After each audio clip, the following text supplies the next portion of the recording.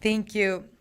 Hello, everybody, and thanks in particular to Mark Dunford and the team for the German Academy for Cultural Diplomacy for the invitation to participate in this historic forum.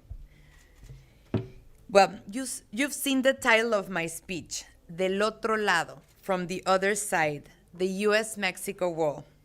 I decided to use the word in Spanish because I believe it's indeed compelling how people at the border use the other side, el otro lado, to refer about what's just some steps from where they are, beyond the border, on US soil.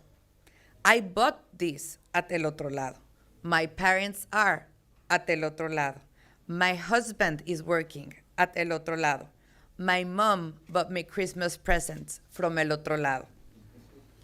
At this commemoration of the utmost relevance to the world and the humankind, I chose to achieve three purposes through my presentation. First, as obvious as it can be, to present some of the major differences between the Berlin Wall and the US-Mexico Wall.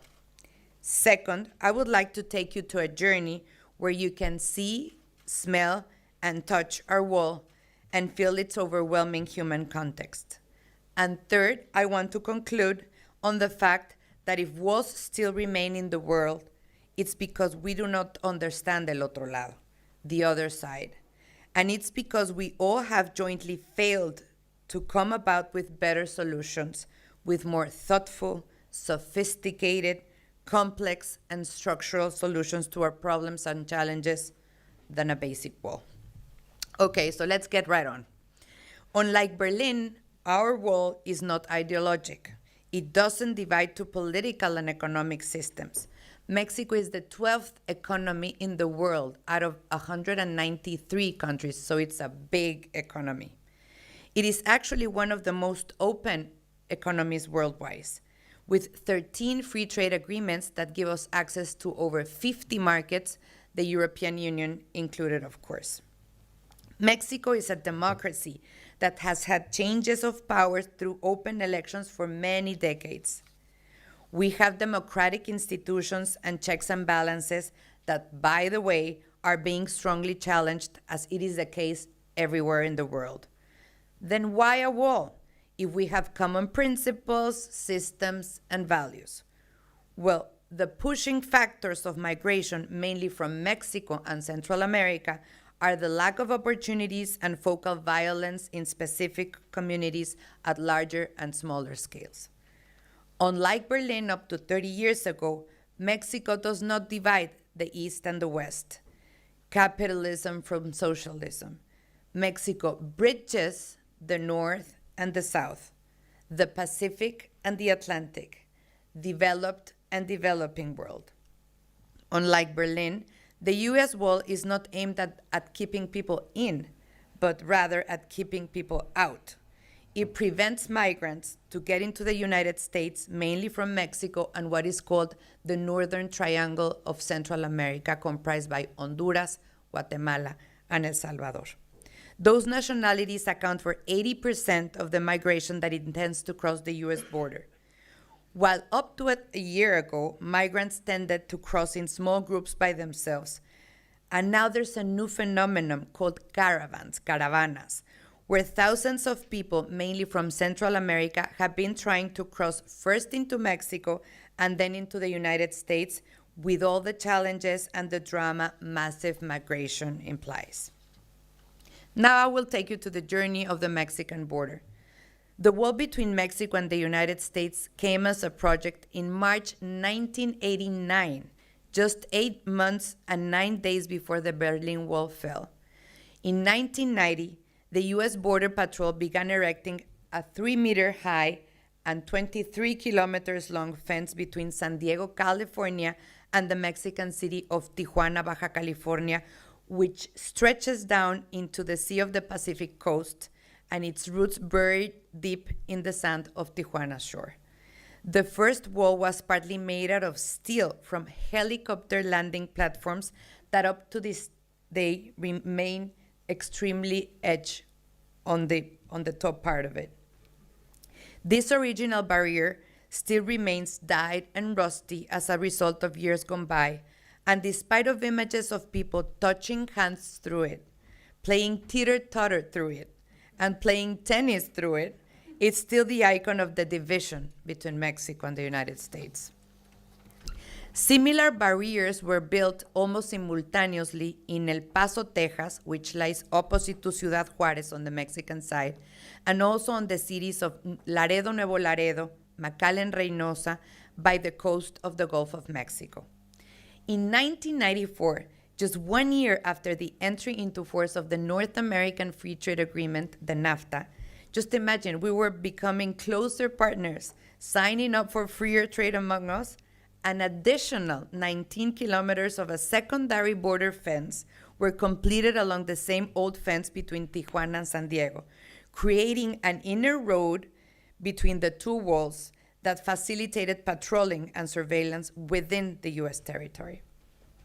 Nowadays, this part of the border even has a third fence made of barbed wire along 18 kilometers.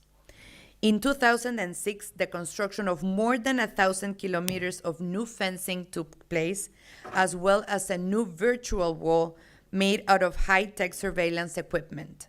The virtual wall served as an early warning system in areas where the complex geography does not allow the construction of a fence or the patrolling of U.S. border agents.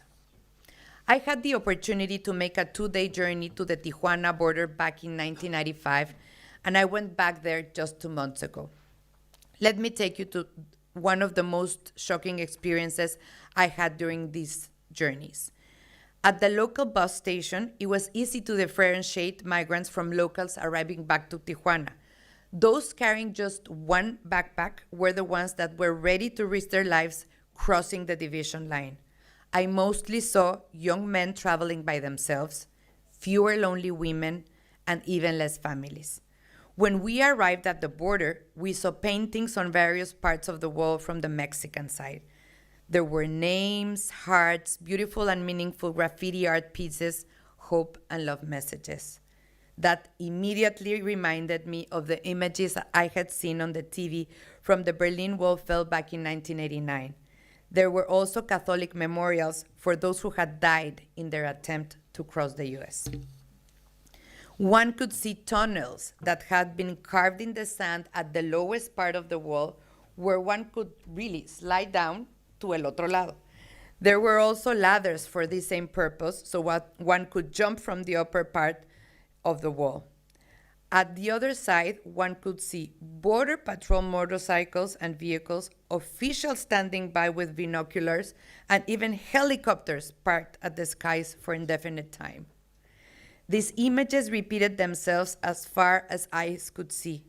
I stood there watching for hours. I focused on specific persons and made up my stories in my mind after all the chronicles of migrants I've known about firsthand during the visits I made to migrant detention centers and to migrant shelters. Where does she come from? She looks tired. Her skin looks burnt by the sun. She looks thoughtful. She looks scared. Where will she go? Is someone waiting for her in the United States? Perhaps a close relative? Maybe a good job? Is she indebted with a human trafficker? Will she need to sell her body to repay her debt? Is someone from her family already doing so back at home? Or perhaps is she smuggling or selling drugs for a cartel? How many times was she raped during the journey? Is she hopeless or hopeful? Did she left her kids behind? Behind where? In a little town in Mexico, in Honduras, in El Salvador, in Guatemala? One should think that behind every little point running through the desert in an attempt to reach El Otro Lado, there are life stories, there are family stories, and all of them are sad stories of people willing to risk their lives, hoping to have a happy ending. This is the human drama, but behind it, one must recognize that there is a historic accumulation of policy mistakes in the countries of origin. And also, there is a failure of more sophisticated and effective solutions, less basic, less humiliating, and less retrograde than a wall. It is more than clear that open market democracies are being contested around the world. Moreover, there are large sectors of our populations that feel that this system hasn't brought benefits for them. They feel excluded. They are excluded. They feel left behind.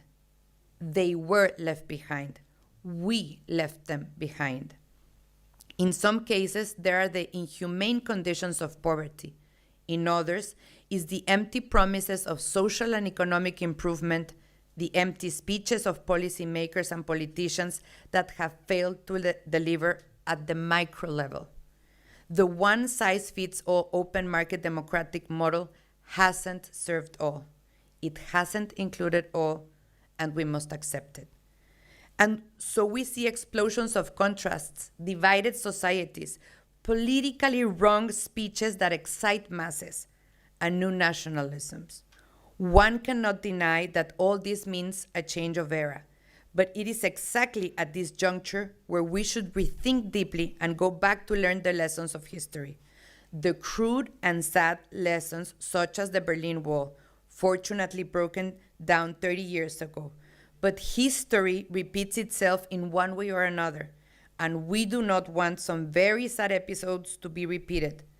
But it seems that we haven't learned the lesson. Let's be a transcendent humanity with transcendent leaderships that instead of seeing walls, can see horizons. Have we failed to serve everyone? Yes.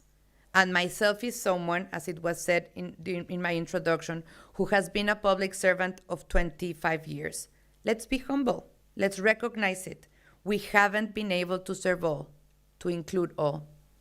There are legitimate voices out there demanding rights, demanding opportunities, and they're desperate, and they're angry, and they have the right to be so. We need to address their needs, their concerns, their claims. We need to understand their way of viewing the world, because if we fail to listen, if we are too prepotent to have empathy, we're all going to regret it. We're all going to be the sad targets of division, exclusion, and even violence. I'm seeing that already in my country. Let's listen to el otro lado, the other side, because a wall always divides two versions, two visions of life. We need to bring them together. More centers and less extremes, more peace and dialogue, more humbleness and less arrogance.